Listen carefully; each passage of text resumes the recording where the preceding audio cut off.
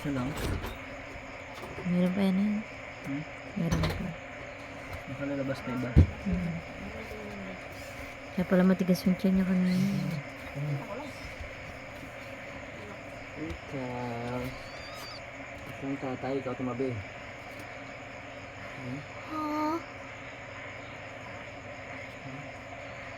May ano po, meron po. Meron pa yan, nak. May lalabas pa yan. Puro ka parang sa pilas mukha niya.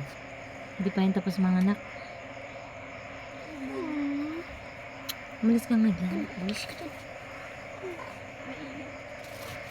Ano kayo? Hindi makaalis dahil Ayan nakadikit o, pa may yun. lumalabas pa. Dumidi na. Okay. Huwag tingin natin yung siya niyan.